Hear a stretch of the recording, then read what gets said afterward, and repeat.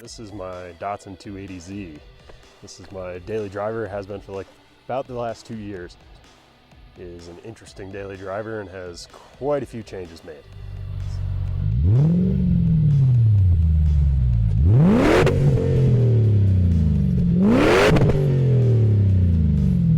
This is going to be a build walkthrough, kind of talk about what I've done, what I've changed over the last couple of years, and its original form and everything like that. It's just this car sat in a field for 20 years in Arizona. Luckily, it was an Arizona car, so it really doesn't have much as far as rust. It didn't have much rust to begin with. That being said, it's still a Datsun. Still had to cut some stuff out and do some patch panels, but nothing too crazy.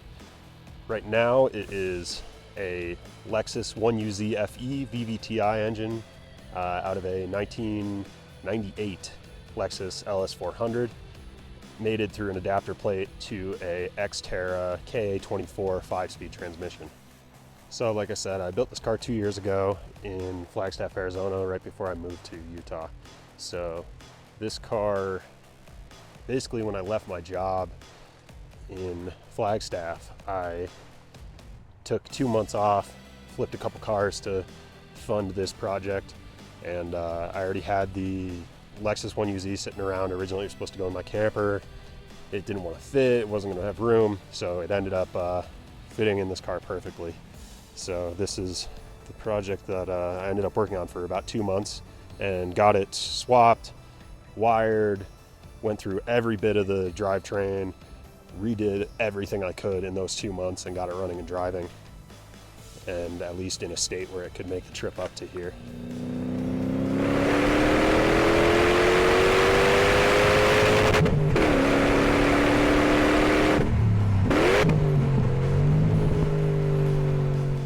So now, the important area in the engine bay of this thing. So this is the VVTI 1UZ out of a 1998 LS400. This is a 4-liter dual overhead cam, 32 valve, coil on plug, VVTI engine, and in this car, if I'm not in the gas, I get between 30 and 36 miles per gallon with this car. It does really well. It's a very efficient engine for what it is. The Datsun was one of the only cars I could find that this engine would fit in, and it fit really well.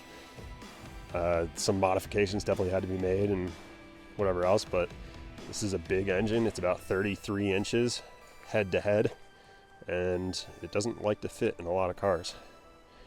So this has an aluminum radiator, which is just a 280Z aluminum radiator, eBay radiator. Like I said, Silvermine coilover is adjustable. The mods required to run this engine in this car electronically, Marcus and I did the wiring, and the wiring for this is fairly difficult. If you're looking to do a swap, the VVTI engine is definitely a little bit tougher than a lot of other stuff, especially the 1UZ. So this required a transmission emulator, basically to trick the factory ECU into thinking that it's hooked up to the automatic transmission still. And that's a really great product. It comes from, it's called the Atemu. It comes from All 4 Swap. If you're on Facebook or whatever else, it's actually a Russian guy, and he has a really good product, and it works great.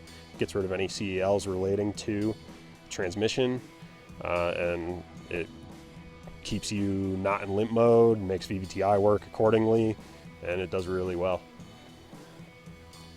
Collins adapter kit. This uses a 3VZ FE or 3VZE flywheel that's modified to fit the 1UZ out of a 90s 4Runner, early 90s 4Runner, with a KA24 friction disc, pressure plate, and KA24 Xterra transmission for this. I wanted the gearing to be more of a truck gearing because I'm running bigger tires. So gearing actually lines up really well, and it's still a blast to drive. It's still relatively short, and it's great. Otherwise, I have Tundra 2UZ FE headers.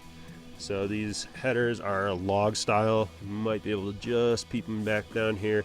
They're really kind of a block hugger log style from right at the back of the engine down. They're modified to work with the Datsun.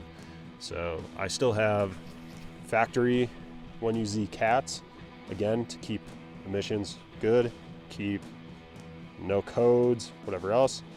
From there, I have 2 small flex pipes.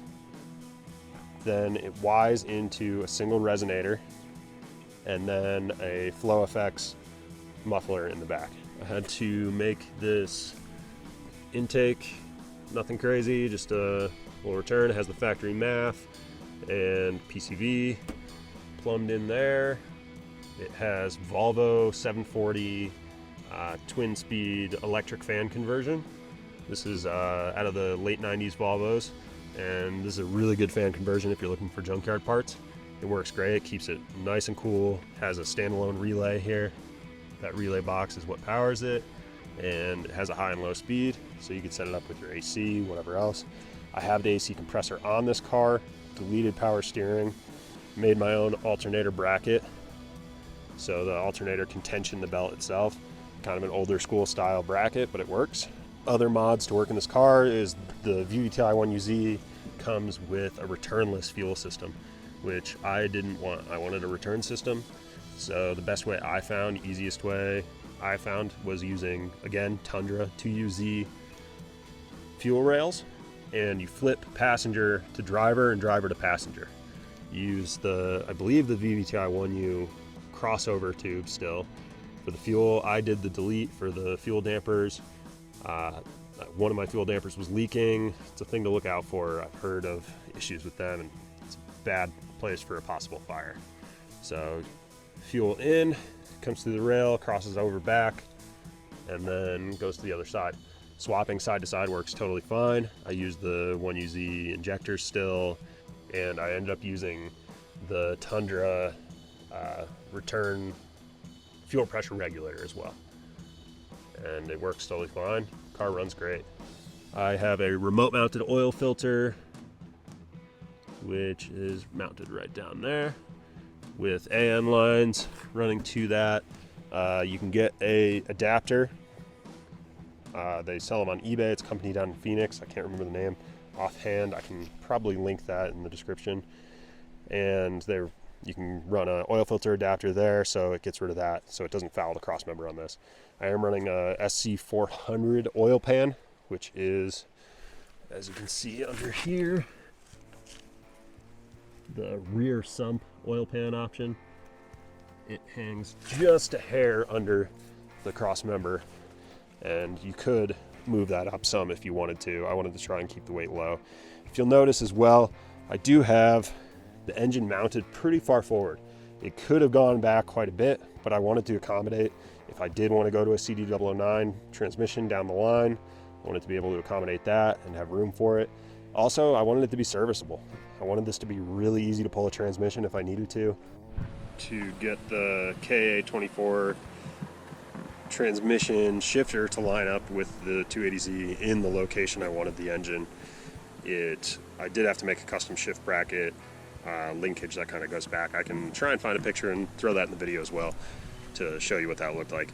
But with this engine mounted here, this is all aluminum block, 1UZ, and it's a fairly light engine, lighter than the original straight six. So even with it mounted forward like this, it still sits further back over the cross member here than it would otherwise, than it would with the i6.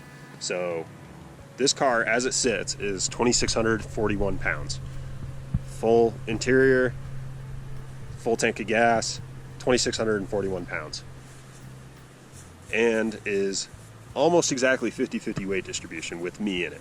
So right about 28 and a half, 2,900 pounds with me in this car, full tank of gas, and right about 50-50 weight distribution. It's about 49.6, I believe. I'll try and throw a picture of this too. 49.6 front with 50.4 rear weight distribution.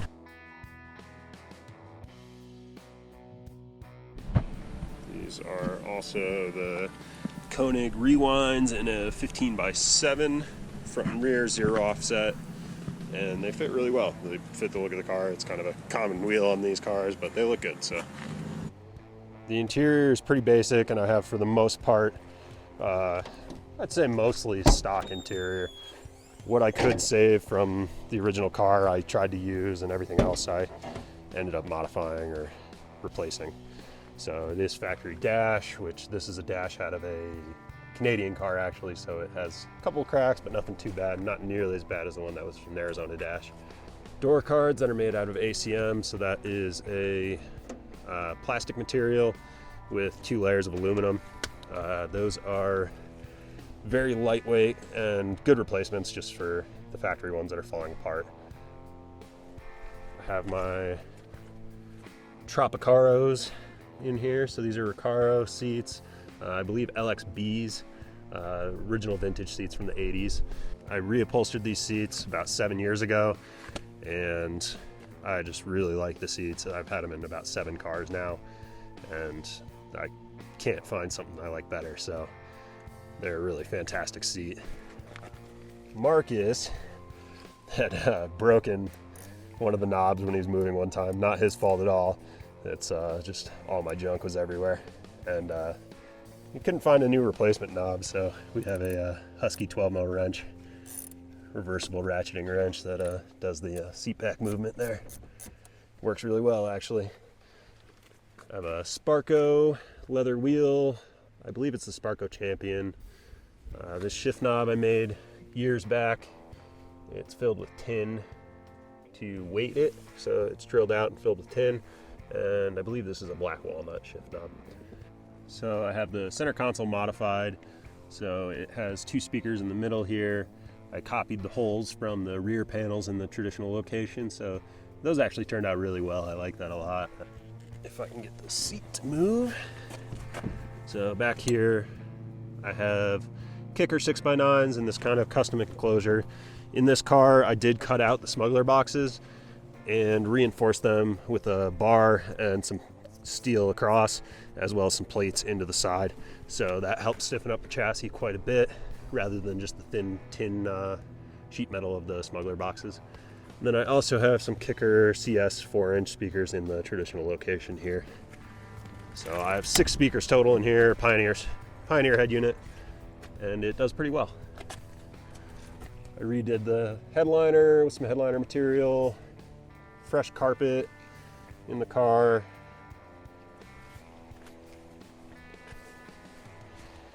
When I built the car, I rebuilt the whole steering column. The bearings in there were shot, so that was all totally rebuilt. It has sealed bearings in there now. It's super smooth. It's very nice. I have a quick release steering wheel, helps getting in and out of the car. And then these switches, while a lot of people think they're kind of ugly, they work for me. The original blinker stock broke, and so this is a motorcycle blinker switch. So I have turn signals, you just bump with my finger, and then horn. And then I have accessory switches for the hellas on the front and whatever else I want. Those are hooked up to individual relays. As far as gauges, I have factory gauges. They all do work. The speedometer is off because of the big tires, which I'll show in a minute. But it's close. It's within 8 or 10 miles an hour. The tach, I had to modify to get to work with the V8, and it also reads a little bit low. I have my coolant temperature, oil pressure, volt gauge, and fuel gauge, which all work, all factory. And then this is kind of an interesting touch from the Canadian dash, which is a little old school IS Pro vacuum gauge. Totally useless information, but it's there and I have it. The only other interior mods that I can think of that I had are that I converted over to high temp PEX. For the heater core, it is the Ford, I believe the Ford Escort heater core swap.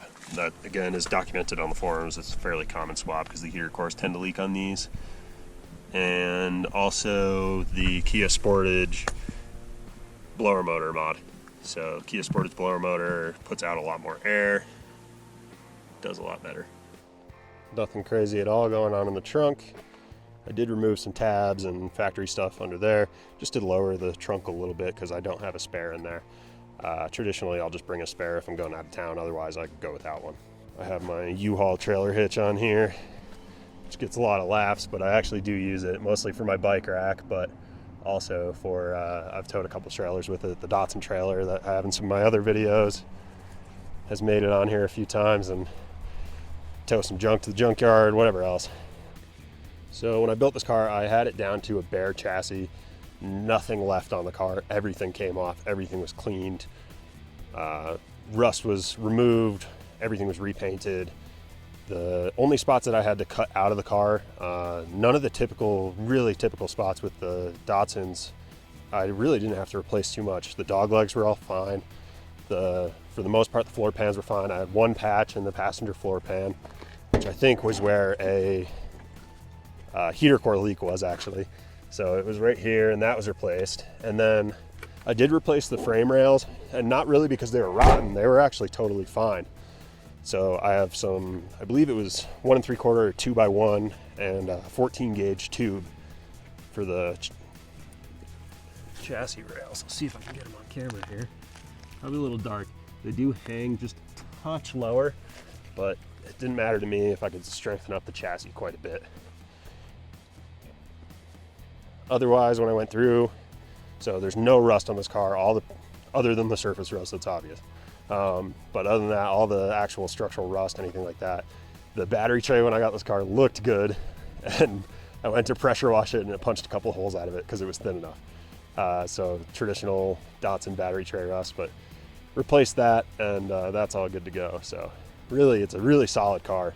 Other stuff that was done when I originally built the car was I went through, replaced every single bushing on the car with poly bushings. The only ones that I didn't replace with poly bushings are the rods that go from the control arm to the chassis here. I can't remember what offhand what people call them, but those I used factory OEM rubber bushings because a lot of people have had issues with them snapping if you go poly. So avoid that if you are building one of these.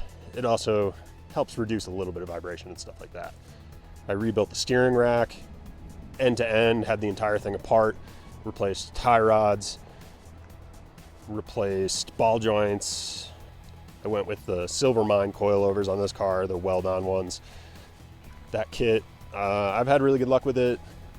There's some mixed reviews out there, but I really like the kit. I think it works really well.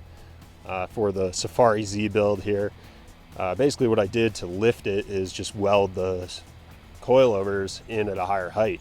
So when everybody says weld them right at the bottom of the strut tube, I can see if I can get down here and show you this.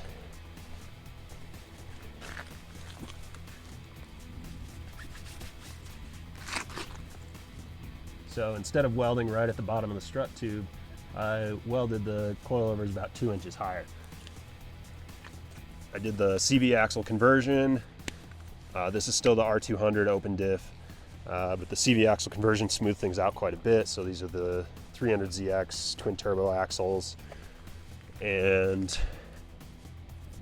replaced the fuel pump with the fuel pump that could adequately supply fuel for the 1UZ.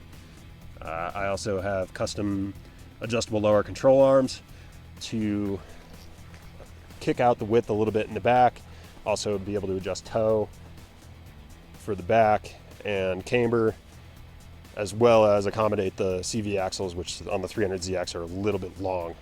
So when you lift the car, it actually shortens the distance on these between the diff and the axle flange. So on these, having adjustable control arms, if you are going to go lift it or safari them, helps a lot with CV axle clearance and wear. For the brakes, I have the factory drum brakes in the rear, which wouldn't be my choice, but I haven't gotten around to converting yet, and they do totally fine. I've had this car out on the track and here in Utah at UMC, and I've done 30 to 40 laps straight without stopping in this car, and on the West Loop, and hitting speeds of 100 to 110 in the back straight, and the drum brakes have seemed totally fine. I haven't experienced any crazy fade with them. It's the factory proportioning valve. I do have the Toyota 4Runner conversion on the front, so these are S12Ws, 4-piston, steel calipers with the 300ZX front rotors, and if you can see it in there, the adapters to run those rotors and calipers. The only other brake mod I have is a 280ZX master cylinder for the brakes, and that is, I believe, a 15/16 bore, so just a little bit bigger bore helps with the 4 pistons up front, and braking performance is really good even with the power it has. Up front I have some Hella 500s and a tube bumper that I made. This is before I had my bender, so it's a little rough and I could use a new coat of paint, but it's got a couple little kinks and stuff like that. Nothing too crazy. It turned out pretty good for what I wanted.